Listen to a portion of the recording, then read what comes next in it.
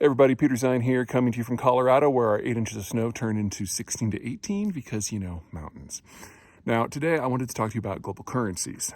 Every few months to couple of years, a new conventional wisdom takes hold that the United States is in its final years, if not final months, and some big political thing is going to happen that is going to dethrone the US dollar as the global currency, and all American power will unwind with that. There is no part of that logic chain that has ever been correct. But these stories keep persisting because there is no shortage of people out there in the world who are anti-American and can't do math and have no sense of history. So here we are one more time. Step 1, U.S. power is not a result of its position as the global currency. It's the other way around. The global currency has to be able to impose, by force if necessary, some sort of tax on the trading system to allow trade to happen in the first place. And right now, the U.S. Navy is more powerful than that of all other navies combined by about a factor of 7.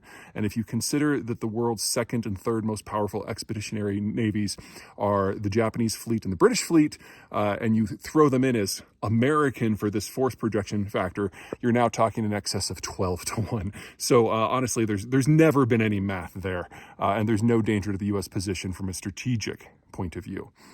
From an economic point of view, the idea is that countries will just stop using it. And the scuttlebutt of the moment is that a number of countries are negotiating, or at least talking about publicly, joining the BRICS group.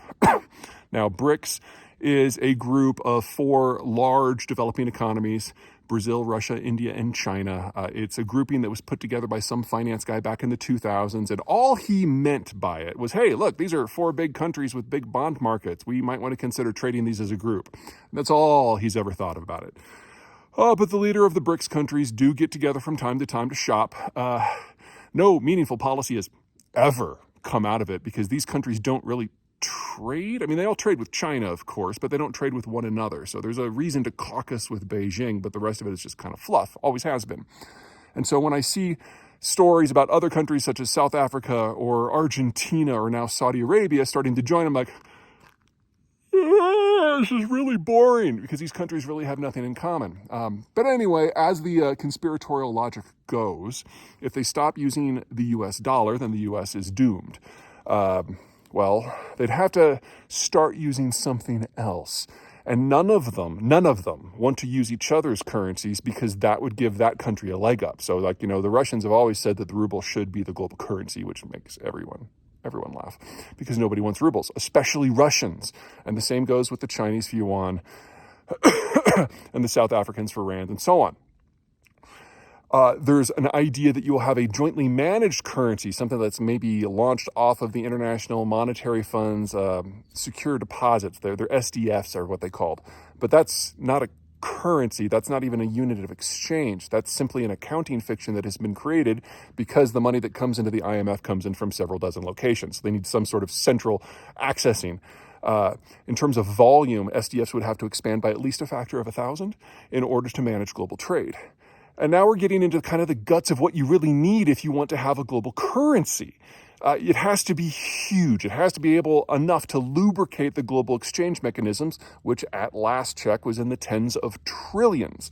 And that doesn't mean that your currency has to be in the tens of trillions. That means you have to be able to lubricate the exchange of tens of trillions. Your currency needs to be even bigger, which gets us to probably the single biggest constraint on being a global currency. You have to not care what happens to the value of your currency in any given day. Because if there's a trade surge and demand of your currency goes up, then all of a sudden supply of your currency is plummeted and you're dealing with very real economic distortions at home. So your currency has to be so huge that you don't care that global exchange in it is moving around every day. And that means you also need to be able to run a persistent trade deficit, because you have to be able to provide currency for everyone who wants to trade everywhere at any time, and you cannot sign off on each individual transaction. That makes the list down to 1 already, because the Europeans couldn't do it because they have to run a trade surplus because their demographics are so aged, they will never be net importers again. It can't be the Chinese. The Chinese are the most manipulated currency in human history. They print 2 to 5 times as much currency every month as the U.S. Fed did at the height of our monetization programs in 2007 to 2008, and then again during COVID. It's everything that everyone says is wrong with the US dollar is actually wrong with the yuan by a factor of 10 more. And every time the Chinese start to loosen up their capital controls in an attempt to have a bigger role for their currency internationally, $500 billion to $1 trillion of private savings floods out of the countries in a matter of months, and they have to slam that window shut again. So, there is no reason to expect the US dollar to go anywhere. In fact, let me put this in historical terms. The need to have a large, liquid, stable currency maintained by a country that doesn't care what happens to it every day is so huge, is so central to trade, that even at the height of the British-Spanish confrontations in the late colonial period, the Brits were using almost exclusively Spanish currency to lubricate their slaves, rum, finished goods trade triangle between the Caribbean colonies, the American colonies, and the British mainland. Another good example. At the height of the Vietnam War, the Vietnamese were using the US dollar in their international exchange because there was no option. You want a more recent example? Look at what's going on with Russia. The Russians are under financial constraints right now, sanctions put on them by the Americans, the Europeans, and others. And so they tried to pull a lot of their petroleum earnings, which comes in euros and dollars, and they tried to push it into Chinese yuan as kind of a stick it to the West. Well, a few months later, they tried to then pull it out, and the Chinese were like, well, no, we really don't want these yuan back. And so the Russians just lost tens of billions of dollars. There is simply no example at any point through human history of the unit of exchange for global trade being that of anything other than the global hegemon and the largest economy writ large. It's just not possible. I don't mean that to sound pro-American, because the Americans have been on the other side of this. During the War of 1812, when the Brits were very close to destroying the United States as a country, our unit of exchange internally was the British pound. And if anything, as the world continues to deglobalize, you should expect the American position to entrench.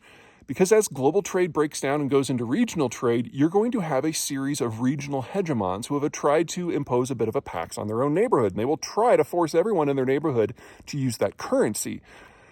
But all of those countries will have a vested interest in not doing that. And as long as the US dollar is available, you've got a more liquid, less politically problematic currency that doesn't swing wildly, that is not actively manipulated to achieve trade advantages, and that is going to be used instead. So, I mean, for example, think about the Eastern Mediterranean. We're nearing a world where Turkey is going to be the central hub for all things in the Caucasus and the Middle East and the Eastern Med and the Balkans. They're going to try to get everyone to use the lira, but not everyone is going to want to use it because the Turks will use that authority in order to bind all these other economies more closely to them.